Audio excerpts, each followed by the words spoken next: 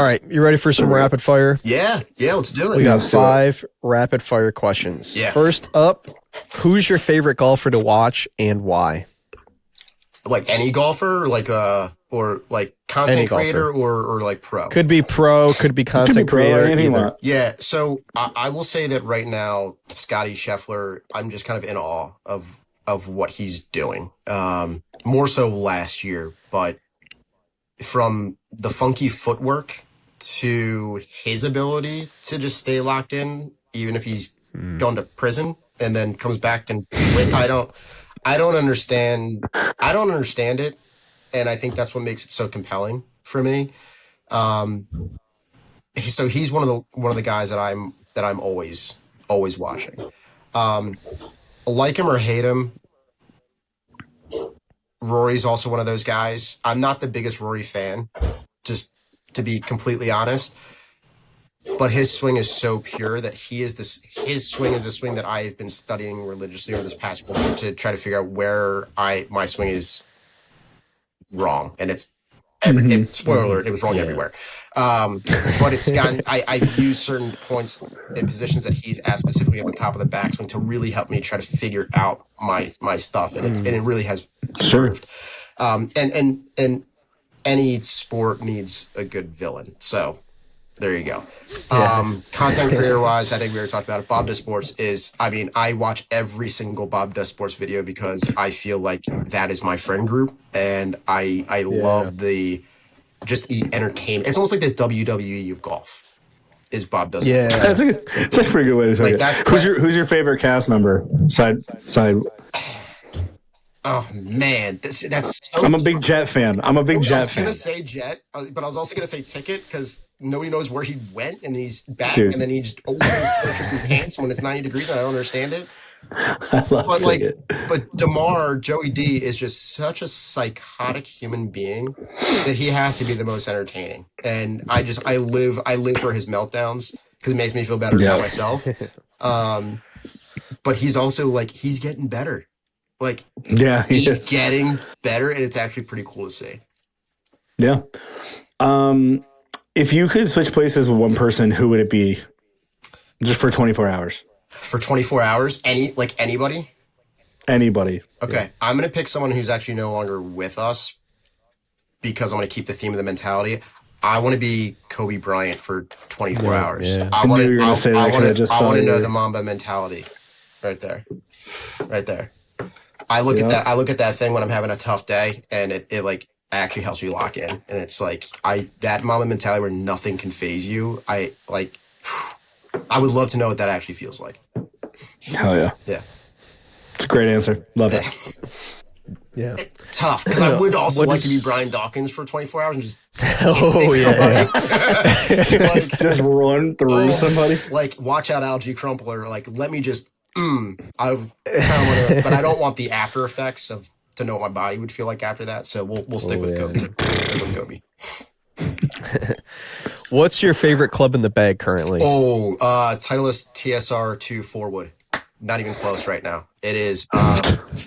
Boom. Yeah, it's new for this season. I've never been able to hit woods. I don't know why.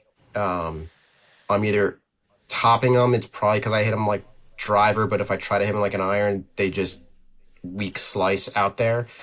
I've tried to get fitted for different woods and just never had. So up until a couple months ago, I hadn't played with woods in my bag. I had a driver, 2 iron, 4 iron to pitching wedge, and then 4 additional wedges. It was and that was my bag. It was the weirdest bag in the world. My buddy, Matt, who I mentioned earlier, had a TSR 2 4-wood. I was like, what is this? First of all, who carries a 4-wood? I hit it. It just worked. Sometimes it just clicks. I went to PGA Superstore, bought the same club, haven't looked back since. I will hit that thing off the tee. I can hit it low. I can hit it high and have it land soft. I can work it left and right. It is the only club that I've ever had where I've been able to just kind of envision a shot, and that thing just does whatever I want it to do. It's like a magic wand. I don't understand it, but yeah, that's my favorite club in the bag, easily. Hell yeah. Where are we? All right. So question 4, what's your hidden talent? Do you have any type of hidden talent that you can share? Yeah. It's funny. I saw this question when on John's, and I feel like I'm almost copying him. So, I'm also, before the pandemic, I was a techno DJ. So I did shows in Brooklyn Okay. under the name Trey Block, Trebloc, which is just my last name spelled backwards. And yeah, That's awesome. yeah. I did. So I was big. I used to be a big music festival guy, and I Okay. love underground electronic music. EDM is whatever. It's the poppy stuff now, but I like producing like minimal techno, and Okay. turned that into DJing, and played some shows in Brooklyn right before the pandemic. Was kind of gaining traction with a buddy of mine, Luke Mackay, who's down in DC. Shout out Luke. We were even talking about starting a little techno label called Altum, and that obviously did not happen because I'm now doing the golf thing. But he's still doing it down in DC. He has changed his name from Kamandra to, he took the Altum name, and now he's doing Altum Techno. So I actually have a song that I have to go listen to after I'm done this and give him feedback on. So I'm still kind of doing it on the side. But yeah, I will also tell I you. love techno. I still love music festivals. I went to Awakenings in Amsterdam a couple years ago, Oh and it's shit. coming back to New York in September. So at the Brooklyn Mirage, we're gonna go. We're gonna go to that as well. So yeah. I'll do a shameless plug here too. So I actually just did vocals for 2 songs of an EDM artist's EP that just came out. Oh, cool. The guy's name is Lucid, Luzid. I feel like I've heard Lucid. He's from Oklahoma City. He is amazing. I got to sing vocals on 2 of his tracks, and they are significantly tracking right now, and I'm pretty scared of where they're going to go. So I guess he was on Sway in the Morning. What's the I song, was like, what's what the the hell? song called? I'm gonna look it up. One of them is called Cruisin', and then the other one is called Jitterbug Lovin'. It's on his Dream Tempo EP. Luzid is the artist name, but Got it. yeah, I did vocals for him, and There you are. dude, Look at that. it's nutty. There you It's are. nutty. Yeah. I love the album artwork. It's screaming like synthwave. I don't know. I have any idea if that's what it's. Shout out Darian, That's my buddy like- Darian made it for him. Yeah, Yeah, I love art. I love cool artwork like that. Yeah, yeah. I'm Yeah, he a does branding artwork. guy at heart. So Hell yeah. He does the marketing for him, and he does like the posters. He's like a mini manager for him. That's awesome. Basically. So it's pretty sweet. Awesome. Hell yeah. I'm gonna listen right after this. I'm gonna hit you up on Heck yeah. on Instagram. Hell yeah. Cool. Last question of the 5. What's a personal goal for your golf game this season? Yeah, it's a good question. So last year it was simply to break 80 for the first time. I say simply. It was to break 80 for the first time, which I thought was a stretch goal. And considering where my game was, I was a 19.9 handicap, and I shot a 77 and a 78 back-to-back days last year for the first time ever. And I'm a ways away from scratch. I don't think that's a realistic goal this year, but I would love to get to a single digit handicap. So like that's what my goal is this year. I would love to also break 75. I think I can do both of those with where my game's at right now. I played a couple rounds so far. The low round was an 81. And it felt like a bad 81. If that makes sense. And I think that kind of shows the mentality where it's like, I want eventually an 80 to feel like a 90, where it's like, I don't know why I shoot. Like that's kind of like my Mamba mentality. I'm trying to shift my focus on the course where it's like, you're capable of doing this. I know that it's in there.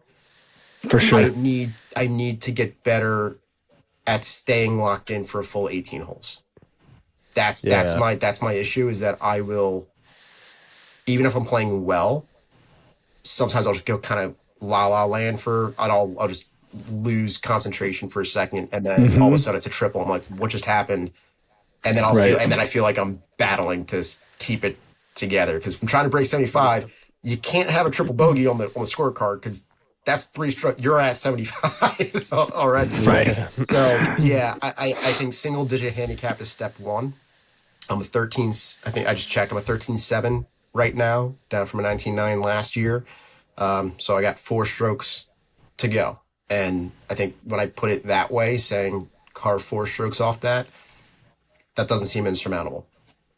No. Yeah. Love for that. Sure. I think like you said, they're very obtainable goals and something that can be just more of a mentality switch. Yeah, I think things go away. I think next year it'll be beating Jawn in a legit match. He is his growth has been insane. Yeah. I know you guys talked about it on the pod, but the leap he took last year, because I think he was about a 13 or something like that last year, and he's down to like a 7 or something like that right now.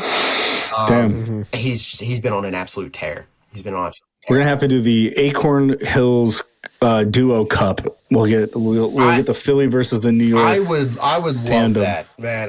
That would be a lot of fun. I don't have a YouTube channel. I've thought about it. I don't think that's a route that I'm gonna go, at least for now. I know Jawn does. But yeah, that would be sweet. Let's get me and Jawn up to New York. We'll do a little 2v2, and we'll do it for the Acorn Cup, sponsored by Acorn Hills. Josh, real quick, let the people know where they can find you on social media and all that kind of stuff. So it's real simple for me. Everything, which is just Instagram, is at SwingThatJawn. So it's SwingDatJawn. A Jawn in Philly, if you don't know, is just anything and everything. This pen is a Jawn. Awesome. My phone is a Jawn. This speaker is a Jawn. The golf club in this scenario is a Jawn, and that's what we're swinging. So yeah, swing that Jawn on Instagram. I might do I might do TikTok this year. We'll see. TikTok's fun, man. I've got some different editing skills that I've been doing that I think are better suited for the TikTok platform than Instagram. Sure. So I might dip my toe in that this year. There you go. Yeah. Cool. Awesome. Josh, thanks so much for taking the time, man. It's been a blast chatting with you. Absolutely. This has been awesome. Guys. I appreciate you having me on. Once again, shout out Nate for bringing us all together in the first place. Acorn Hills. Go check them out. And we'll be in touch as well. Let's play some golf this year, yeah? For sure. Hell yeah, man. Awesome. All right, good chat with you, fellas.